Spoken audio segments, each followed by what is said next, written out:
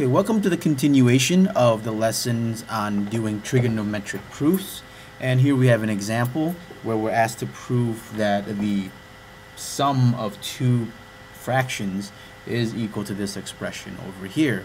And kind of the skill of doing proofs is knowing where to start and knowing what identities that we're going to use. So in this case, if you notice, there's a little bit of a symmetry. You have sine on the top, sine on the bottom.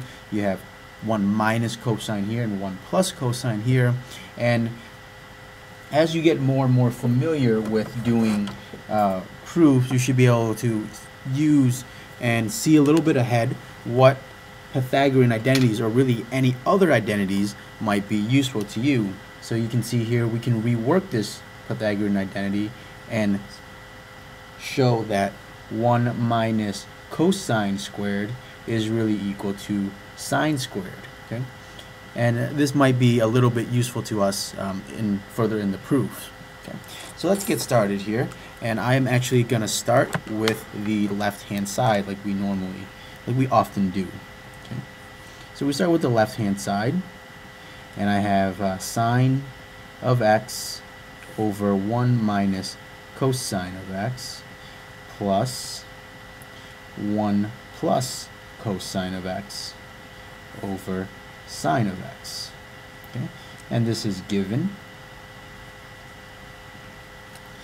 And because I have a fraction that I'm working with here, I'm going to try to find the common denominator. Now this is not always a sure thing to do, but in this case it's going to work out pretty well, because if we do a little bit of cross multiplication here, we're going to end up with a trig identity. Okay, so for the right term, I'm going to multiply this by 1 minus cosine x over 1 minus cosine x.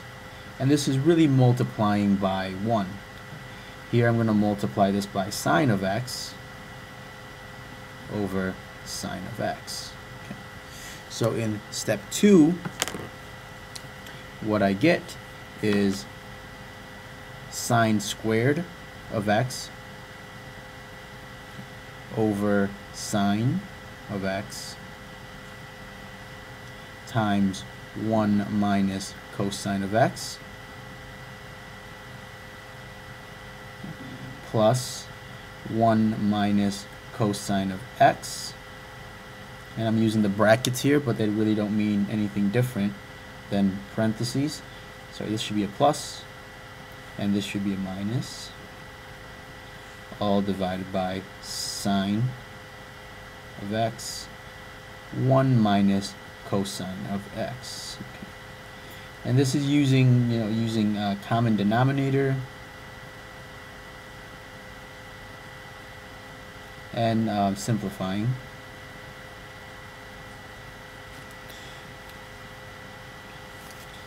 And we're going to go a little bit further before we combine them together. So the left term stays pretty much the same. I have 1 sine squared over sine times 1 minus cosine.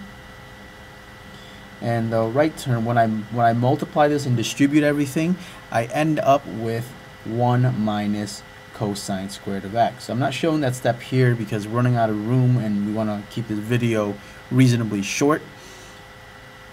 But if you actually FOIL or distribute the numerator here, you will see, in fact, that it's going to come out to 1 minus cosine squared. Okay. So this is a distributive property, because it's really coming from multiplying the numerator here. And now the right term here can simplify using one of our Pythagorean identities. And a lot of the tediousness in these proofs is just having to recopy the same thing over and over again. But here you can see that sine squared is really 1 minus cosine squared, and that's in fact what we have right here on the left side. So you see I have 1 minus cosine squared, and I can substitute sine squared in for that. And so that's what I'm going to do next. I can write sine squared of x here and my denominator is sine of x times 1 minus cosine of x. And now it's about, let me write my reason here. This is the Pythagorean identity, and we want to specify that it's the first identity that we're using. Okay, so now my denominator, I mean, it's been the same for a while, so I can actually combine the two of them together. And in my numerator, I have 2 sine squared of x divided by sine of x times 1 minus cosine of x. Okay. And it's important to keep in mind where we're going here, because remember that the original proof, what we were asked to show is that everything on the left hand side is going to be equal to this statement here. So you can see that I'm getting pretty darn close to it. So now I have a sine squared on the top and a sine on the bottom, so I can cancel out this squared. I can cancel out this sine altogether. Those are going to cancel each other. So now I have in step 6, I've got 2 sine of x over 1 minus cosine of x.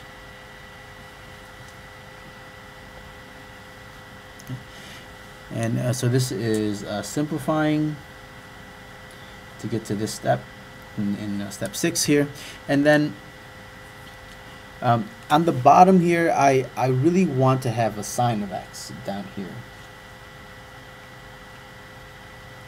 So up is to multiply on this term right here.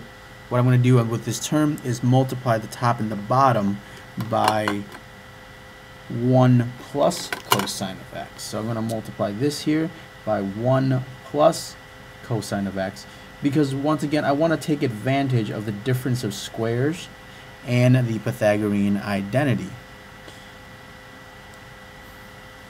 So in my denominator, so my numerator is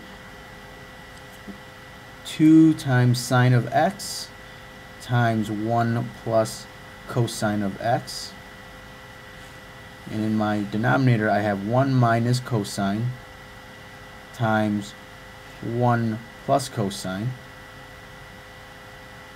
Okay, and let me write a few of my reasons in here. So this step here is multiplying by 1. And this is just simplifying.